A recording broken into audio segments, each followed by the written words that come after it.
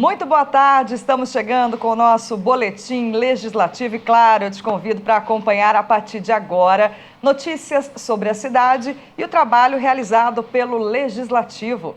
Nessa edição, vamos falar sobre a preocupação com a dengue. São José dos Campos registra aumento na quantidade de larvas do mosquito que causa a doença. Cidadania, projeto de lei torna obrigatória a execução do hino nacional nas escolas do município. Tem ainda as vagas de emprego do PAT e a previsão do tempo. E a gente começa com informação importante. O resultado da 4ª avaliação de densidade larvária, que calcula a quantidade de larvas do Aedes aegypti na cidade, apontou aumento de 700% no mês de outubro. O dado representa um alerta em relação à infestação do mosquito, transmissor de doenças como dengue, zika e chikungunya.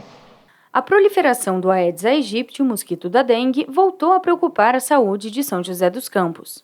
O resultado da 4ª avaliação de densidade larvária, realizada pela Prefeitura no mês de outubro, mostrou aumento na infestação e nas áreas de alerta. A média da avaliação na cidade foi de 1,4 no índice de Bretot, ou seja, a cada 100 imóveis foram encontrados 1,4 recipientes com larvas.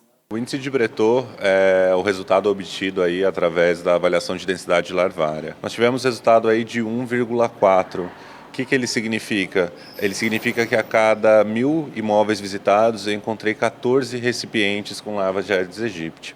O resultado ideal do índice de Bretot de 0 até 0,9 é considerado satisfatório, de 1 até 3,9 é considerado em alerta e acima de 3,9 é considerado em risco de epidemia. Para o levantamento, foram fiscalizados cerca de 18 mil imóveis. Das 42 áreas visitadas, apenas 17 apresentaram índice satisfatório, abaixo de 1. Atualmente, São José dos Campos tem 24 regiões em estado de alerta e uma classificada como risco. No comparativo com a DL do mesmo período do ano passado, o índice de Bretot teve um aumento de 700%. A média registrada em outubro de 2022 foi de 0,2. Já em outubro de 2023, o número subiu para 1,4, acima do recomendado pelo Ministério da Saúde. O salto pode ser justificado pelas mudanças climáticas unidas ao descuido da população. É um aumento, sim, bem expressivo. Nos chamou a atenção as características climáticas desse mês de setembro e outubro, ou seja, pré-avaliação de densidade larvária e durante a avaliação de densidade larvária, com ondas de calor relativamente não esperadas para o período do ano. Além disso, incidência de chuvas aí com uma característica já de verão, que a gente notaria em janeiro, fevereiro. Então a impressão que a gente tem é um aumento das chuvas e um aumento da temperatura que pode ter contribuído, sim, para o encontro de mais larvas. Mas o fator preponderante é o munícipe, ele está deixando a presença de criadouros ali. É um inservível, é um vaso de planta, é um balde, é um pote, que ao ter a chuva, ele se torna um criadouro do mosquito Aedes aegypti. O clima característico desse período do ano facilita a proliferação. Nessa época, começam a aparecer mais casos, como alerta o vereador Dr. José Cláudio. Porque agora nós começamos a época de chuva, né?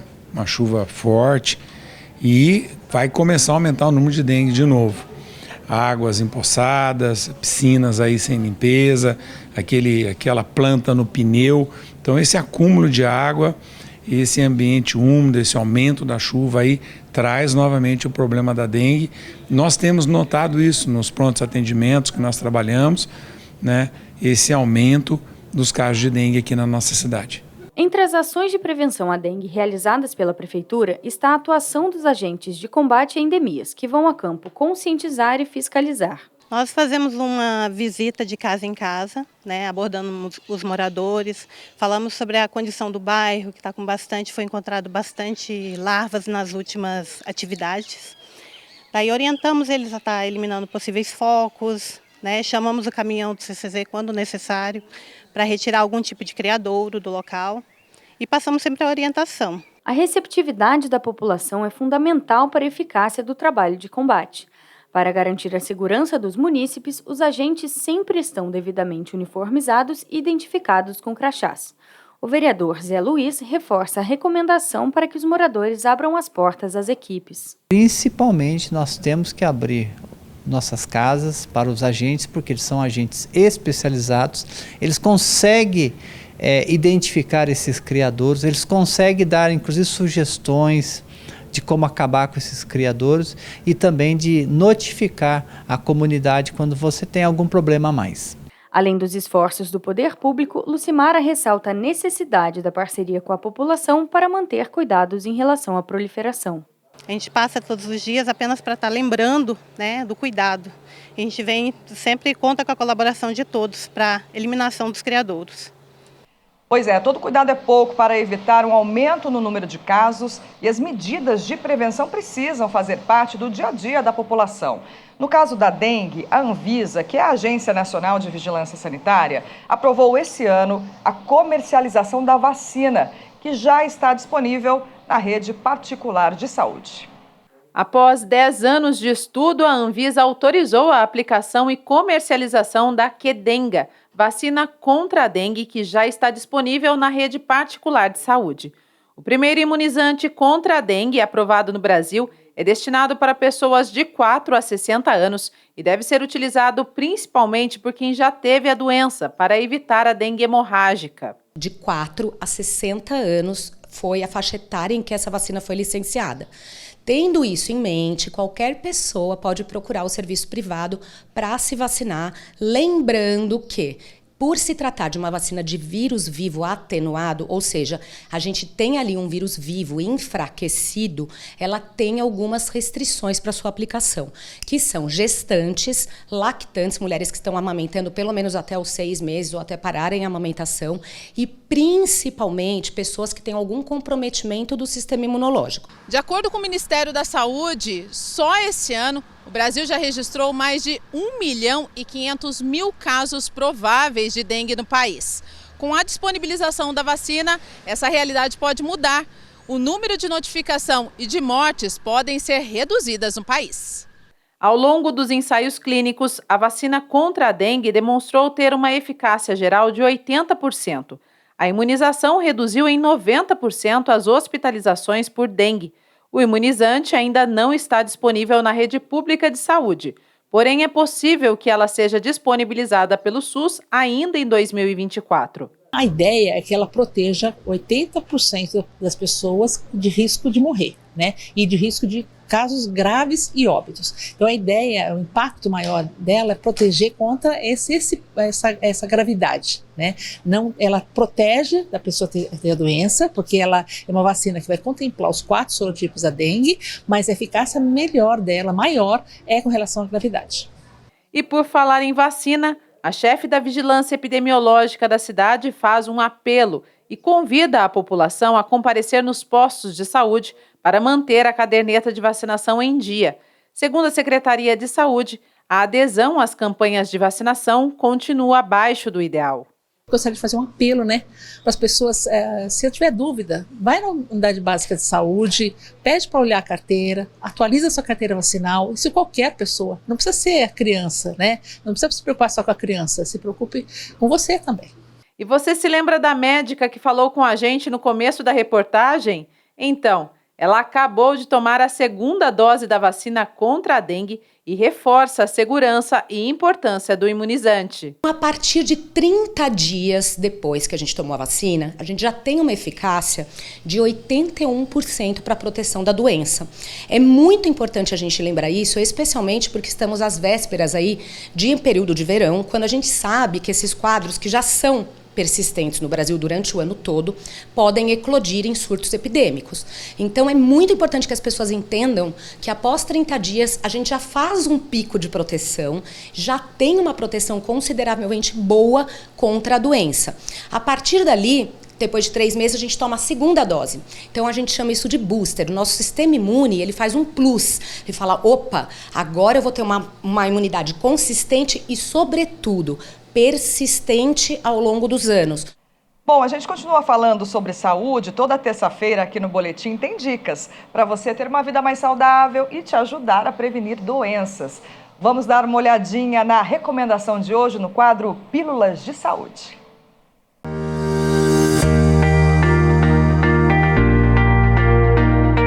Olá, eu sou a doutora Bruna Camargo, sou pediatra e ebiatra. Hoje eu vou dar uma dica para vocês sobre alimentação saudável nos adolescentes. Não adianta a gente querer que o adolescente coma frutas e verduras se a gente não come, se os pais e todos os cuidadores nunca nem viu a cor de uma maçã. Então vamos incluir na refeição de toda a família cores, alimentos saudáveis, porque com o exemplo ele vai começar a provar e experimentando coisas novas, ele vai incluir na sua rotina alimentar.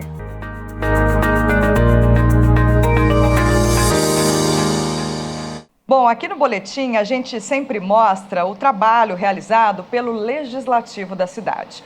E um projeto de lei do vereador Zé Luiz, aprovado pela Câmara, torna obrigatória a execução do hino nacional brasileiro nas escolas da rede municipal de ensino. O objetivo é resgatar esse momento cívico entre os estudantes e estimular o exercício da cidadania.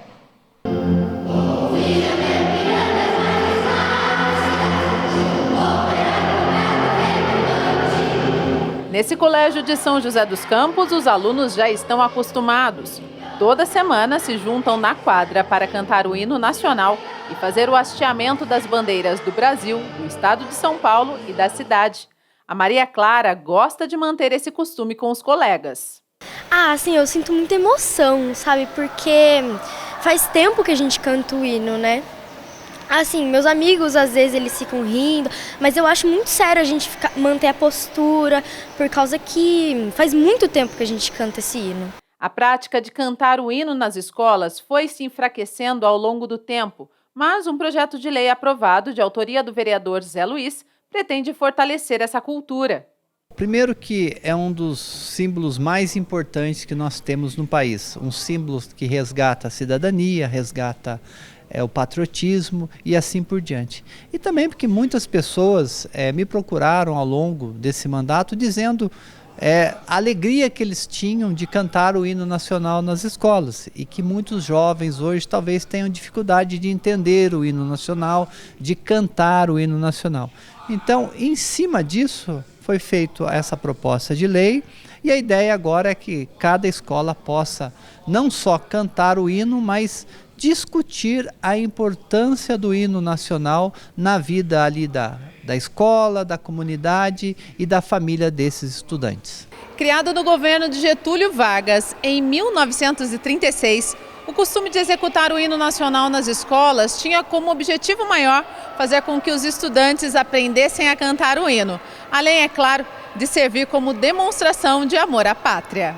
Para a diretora, a execução do hino nacional nas escolas cultiva nos alunos o amor à pátria, além de incentivar o respeito entre os colegas. Ela conta que há 30 anos o ato é realizado semanalmente na escola em que trabalha. Os professores também aproveitam a oportunidade para que os alunos conheçam a história do Brasil e o significado das palavras entoadas no hino. A nossa professora de música, ela já ensina as crianças o hino nacional, ela ensina o hino da bandeira, o hino da independência, então ela aproveita a aula dela para já estar ensinando, porque tem algumas palavras mais difíceis, então não é só a criança decorar, ela tem que saber o hino nacional, o hino da independência, o hino da bandeira. Então ela aproveita a aula dela e já faz essa formação para eles também. O hino nacional é considerado um dos símbolos nacionais junto à bandeira, as armas e o selo nacional.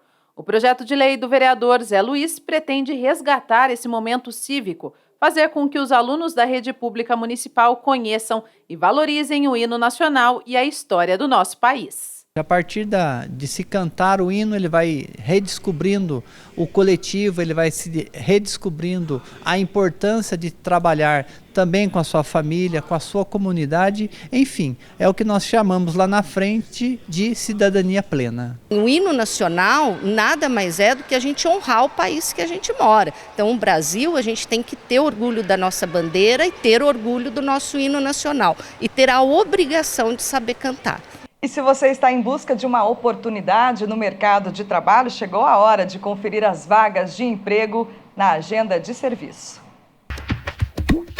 O PAT, Posto de Atendimento ao Trabalhador de São José dos Campos, tem oportunidades de emprego para açougueiro, ajudante de limpeza, ajudante de obras, analista fiscal, atendente de lanchonete, auxiliar de comércio, auxiliar de confeitaria, auxiliar de cozinha, auxiliar de estoque, auxiliar de manutenção predial, auxiliar de marceneiro, auxiliar de mecânico de autos, auxiliar de obras, auxiliar de pedreiro, auxiliar mecânico de refrigeração, auxiliar trainee técnico IRLA, balconista, consultor de vendas, controlador de acesso, corretor de imóveis, costureira de máquinas industriais, empregada doméstica, entregador, marceneiro, mecânico de motor diesel, mecânico de refrigeração, motorista entregador, operador de telemarketing, operador de vendas, pedreiro, técnico de informática. Ainda há vagas para pessoas com deficiência nos cargos de operador de telemarketing PCD. Para se candidatar é fácil. É só comparecer ao PAT levando RG, CPF, carteira de trabalho e o cartão cidadão. O PAT fica na Praça Afonso Pena, número 175, no centro. Criado para agregar conhecimento técnico e científico do setor aeronáutico, o DCTA, Departamento de Ciência e Tecnologia Aeroespacial, completa 70 anos. E foram muitas as contribuições do Departamento do Comando da Aeronáutica para o município. A data foi celebrada com um evento que reuniu militares e representantes da sociedade civil. Em comemoração aos 70 anos de instalação do DCTA em São José dos Campos, a Aeronáutica promoveu uma cerimônia interna na Praça Santos Dumont, que fica dentro do complexo militar. O evento relembrou o histórico do departamento nessas 7 décadas e homenageou militares e civis que se destacaram na prestação de serviços à sociedade. São José tem a história dela antes do DCTA e depois do DCTA. Por intermédio do DCTA, criou-se a Embraer, e aí tem todo um contexto, um ambiente de indústrias do setor aeroespacial que vieram para São José. Então hoje São José é essa cidade maravilhosa, muito boa de se viver, e com esse apoio nosso na área de ciência, tecnologia e inovação, com certeza contribuiu para isso. É uma tradição da Força Aérea, no dia do aniversário da Organização Militar, a gente entrega as medalhas, que significam o reconhecimento da Força Aérea ao tempo de serviço prestado por aqueles militares, e nós entregamos também uma distinção ao membro honorário ou membros honorários da Força Aérea, que são pessoas que contribuem para que nós possamos cumprir a missão. Uma das homenageadas foi Mônica Rocha, servidora do INPE. Ela recebeu uma condecoração como membro honorário da Força Aérea Brasileira pela condução do Space Studies Program 2023. Pela primeira vez, com a coordenação de Mônica, o evento foi sediado no Brasil. Esse é um projeto que já vem acontecendo desde muitos anos. Então, desde 2019, que nós vimos a oportunidade de apresentar uma candidatura para receber esse evento aqui em São José dos Campos, e prontamente nós entramos em contato com o ITA e com a Prefeitura de São José. Esse foi um dos grandes resultados do projeto, colocar essas instituições para trabalhar de forma tão conectada. Nós somos instituições parceiras há muitos anos, mas eram iniciativas mais pontuais entre pessoas. Esse projeto colocou as 3 instituições para trabalhar de maneira muito intimamente conectada. O DCTA nasceu como Centro Técnico Aeroespacial, na década de 40. Inicialmente, a ideia era projetar uma escola de aeronáutica como o MIT, nos Estados Unidos. Em 1953, foi inaugurado o complexo do CTA, a primeira instituição nacional direcionada à pesquisa e ao desenvolvimento de tecnologia aeronáutica.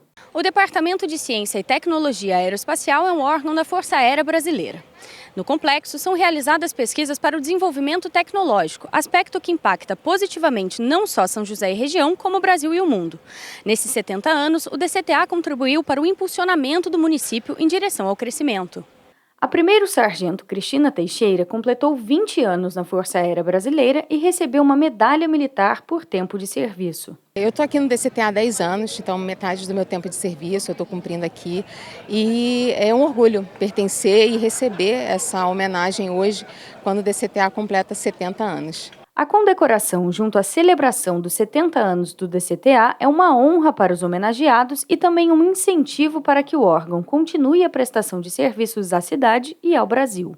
Eu me sinto muito feliz, muito grata e comentei com o brigadeiro que essa é uma honra que eu compartilho com muito mais de 100 pessoas. Então é uma equipe muito grande envolvida, né, para fazer acontecer e todos eles merecem esse reconhecimento. Cada um dos agraciados hoje, tanto como membro honorário quanto com a medalha militar, eles fazem parte de uma grande equipe que é a Força Aérea e principalmente aqui no DCTA, que representa a pesquisa, tecnologia, o avanço tecnológico para o Brasil. Isso é um ponto muito importante. Então, cada um desses militares, dos civis que receberam essa condecoração hoje, eles fazem parte do futuro do Brasil. Agora vamos saber como fica o tempo na tarde desta terça-feira e também amanhã? Confira a previsão. A tarde se mantém com sol entre nuvens e há chances de pancadas de chuva a qualquer momento. Máxima de 27 graus e mínima de 19. A quarta-feira será de sol com a presença de nuvens e períodos de céu nublado. Pode chover ao longo do dia. A máxima será de 26 graus e a mínima de 19. Representar os interesses dos moradores e fazer a gestão do condomínio. Essas são algumas das funções dos síndicos. Tarefas que exigem muita dedicação e responsabilidade, né? E por isso, a Câmara Municipal aprovou um projeto de lei que inclui no calendário oficial de eventos da cidade o Dia do Síndico, comemorado em 30 de novembro. A Câmara Municipal recebeu um evento em homenagem ao Dia do Síndico, celebrado em 30 de novembro. A data é fruto de um projeto de lei do vereador Renato Santiago. Hoje é lei 10.752, lei municipal, que institui o Dia do Síndico Condominial. Então, é valorizar essa profissão, né, que muitas das vezes a gente não vê, mas que recebe todos os problemas dos condôminos, sejam eles verticais ou horizontais, e que fazem um papel muitas vezes de amigo, de psicólogo, de interventor, às vezes, em problemas entre vizinhos. Então nada mais justo do que valorizar essa grande profissão que nós temos aqui na nossa cidade. Durante a solenidade, cerca de 60 síndicos foram homenageados. Para a Maria Aparecida Vieira da Silva, vice-presidente da ASPRO, a Associação dos Síndicos do Vale do Paraíba e Litoral Norte, iniciativas como esta são essenciais para a valorização da categoria. Acho que a ideia do vereador Renato Santiago foi muito feliz quando ele criou o Dia do Síndico, né?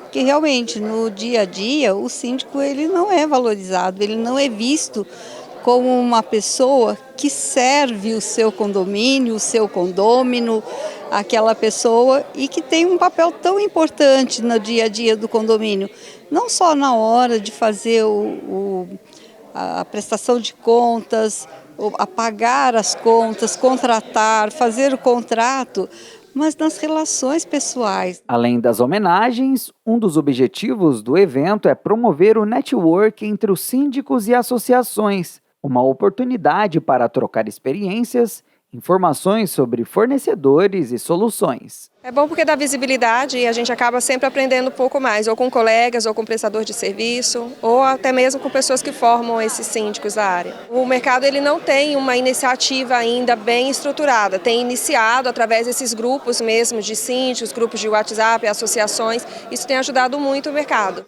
Nessa troca de informação, você aprende com o outro. Você troca informação e naquela troca de informação, às vezes você se escuta e encontra a resposta que você não tinha antes. Então também é muito importante. Às vezes eu estou lá fazendo a lavagem da minha garagem e a minha VAP pifa. Para quem eu vou pedir uma outra VAP? É o síndico vizinho. Então lembra aquela coisa antiga de bater na casa do vizinho para pedir 1 quilo de açúcar?